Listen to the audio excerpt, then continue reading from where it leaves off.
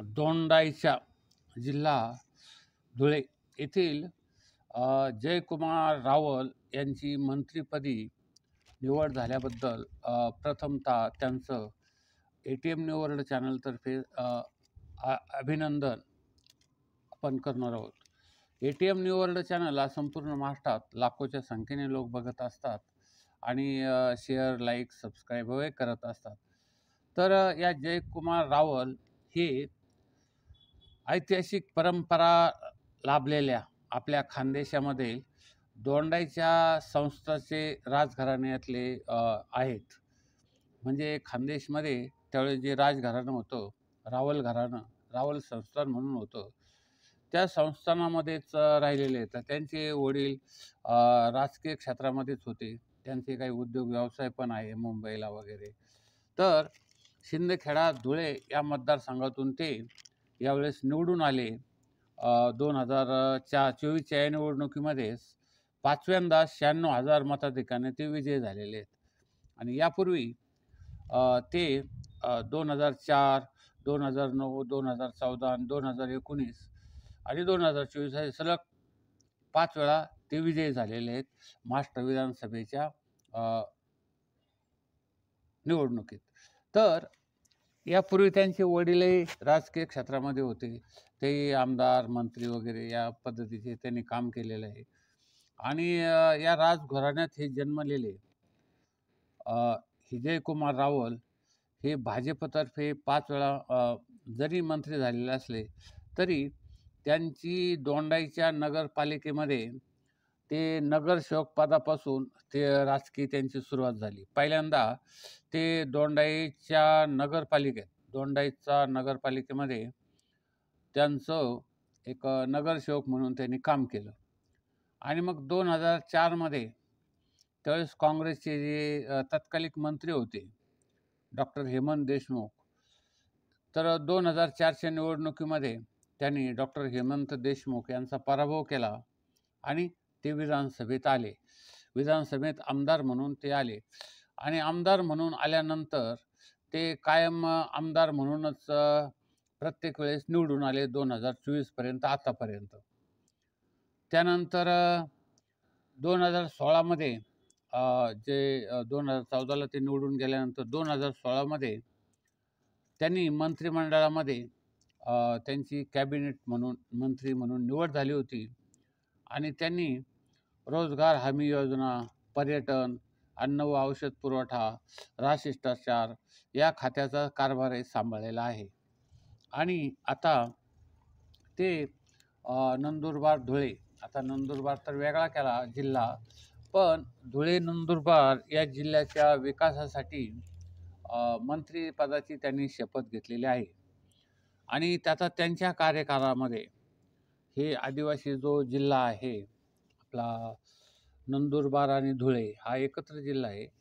तर या एकत्र जिल्हा असला तर त्याचं विभाजन होऊन नंदुरबार आणि धुळे असे 2 भाग झालेले असले तर नंदुरबार बारमध्ये आदिवासी विभाग जास्त आहे आणि धुळे विभागामध्ये देखील काही प्रमाणामध्ये तसे विभाग आहेत. कारण धुळे जिल्ह्यातल्या साक्री किंवा इकडं नवापूर वगैरे त्या भागामध्ये काही आदिवासी लोकांचं वास्तव्य आहेच. तर आता या मतदारसंघामधून, ज्या दोंडाईच्या मतदारसंघामधून हे जयकुमार रावल मंत्री झालेले आहेत, त्यांच्यावर फार मोठी जबाबदारी आता आलेली आहे. कारण या दोंडाईच्या शहराच्या अलीकडच्या नदीच्या मधून अलीकडंच त्यांचा भव्य प्रासाद आहे, त्यांचं ते निवासस्थान आहे आणि नदीच्या पुलाच्या पलीकडं आपलं नगरपालिकेचं ऑफिस वगैरे ते आहे आणि त्या नदीच्या कडेकडेने रस्ताही जातो. तर या शिंदखेड्यामध्ये एक मिरचीचं उत्पादन जास्त होतं. त्यानंतर नंदुरबारमध्ये जे काही साखर कारखान्याचं लोकांनी आता ऊसही लावलेले आहेत. म्हणजे तो एक महत्त्वाचा भाग आहे. म्हणजे शेतकऱ्यांचे जे प्रश्न आहेत ते सोडवणं एक महत्त्वाचा भाग आहे. म्हणजे शेतकऱ्यांना खतं पाहिजे, पिकाला योग्य भाव मिळाला पाहिजे. त्यानंतर पाण्याचा प्रश्न, जलसिंचनाचा प्रश्न तो सोडवण्यासाठी प्रयत्नशील राहिलं पाहिजे.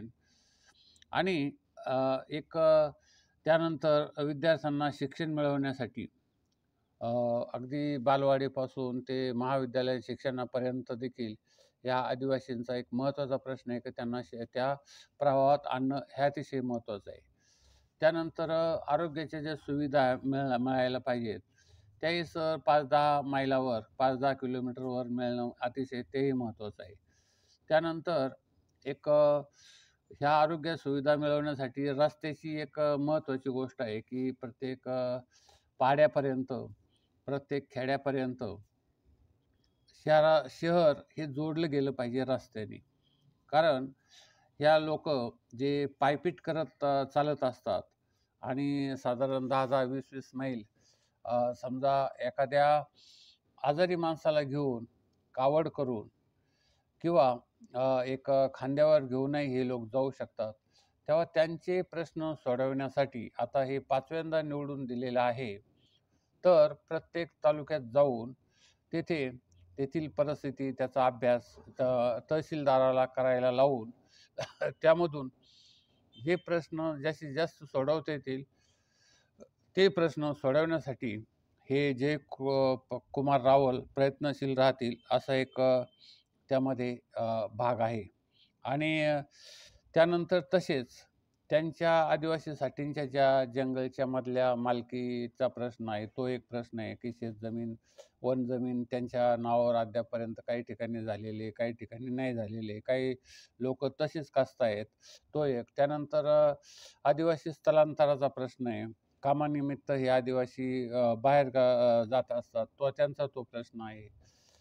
त्यानंतर एक वैयक्तिक लाभाच्या ज्या योजना आहेत त्या सोडवण्यासाठी प्रत्येक खेड्यापाड्यात जाऊन, प्रत्येक घरोघर जाऊन, घरामध्ये म्हातारी माणसं किती आहेत त्यांना संजय गांधी निराधार अनुदान योजनेचा फायदा मिळतो का?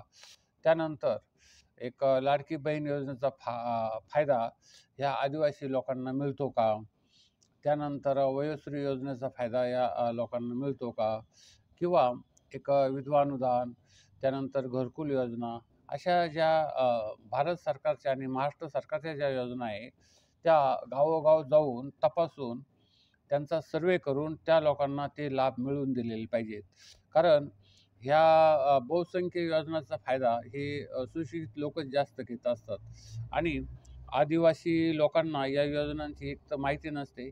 माहिती असले तरी त्यांना ते कागदपत्र जमवणे, परत सारखे हेलपाटे घालून उत्पन्नाचा दाखला मिळवणे, त्यानंतर जातीचा दाखला मिळवणे वगैरे असे जे कागदपत्र लागतात त्यासाठी, तर त्या कागदपत्राची सोय एखादी शिबिरं घेऊन जर खेड्यापाड्यात किंवा जवळच्या याच्यामध्ये केली, जवळच्या एखाद्या ठिकाणी, तर त्यांचे प्रश्न सोडवण्यासाठी बराचसा भाग होऊ शकतो. तर हे जयकुमार रावल हे तुम्हाला कायमस्वरूपी भेटतील त्यांच्या शिंदखेड्याच्या राजमहालामध्ये किंवा इतर ठिकाणी देखील त्यांनी अनेक ठिकाणी प्रयत्न करून मंत्री झाले म्हणून निव्वळ लाल दिव्याच्या गाडीतच फिरायचं आणि लोकांना भेटायचं नाही असा हे प्रकार करून, कारण राजघराण्यातल्या लोकांना तशी सर्वसामान्य लोकांशी संपर्क ठेवण्याची फार कमी पद्धत आहेत. आणि महाराष्ट्रामध्ये आता कोल्हापूरचं राजघराण्याचे लोक खासदारपदी किंवा सातारा राजघराण्याचे लोक एक आमदारपदी, मंत्रीपदी किंवा अहेरी राजघराण्याचे लोक मंत्रीपदी किंवा जे राजेचे सगळे लोक त्यांना मंत्रीपदी किंवा याच्यापदी घेतलेलं आहे. आणि त्यामुळं बऱ्याचशा ठिकाणी सर्वसामान्य लोकांचे प्रश्न या लोकांपर्यंत पोहोचतील किंवा ते पोहोचण्यासाठी प्रयत्न करतील असा काही प्रश्न मला एक दिसत नाही. आमचं ATM न्यूज चॅनलला संपूर्ण महाराष्ट्रामध्ये लोकांचे प्रश्न सोडवण्यासाठी, लोकांना एक न्याय मिळवून देण्यासाठी सदैव प्रयत्नशील राहतं. आपणही ह्या लाखोच्या संख्येने बघणाऱ्या या चॅनलला जास्त सबस्क्राईब करा, शेअर करा, लाईक करा आणि तुमच्या कॉमेंटही करा. जर तुम्हाला सहकार्य करत नसेल तर कॉमेंटही करा. आम्ही त्या संदर्भामध्ये एक विविध पद्धतीचा प्रयत्न करू आणि आपले प्रश्न सोडवण्यासाठी प्रयत्नशील राहू. तरी आमच्या या चॅनलला जास्त सबस्क्राईब करा, शेअर करा, लाईक करा आणि कॉमेंटही करा. सबस्क्राईब करा.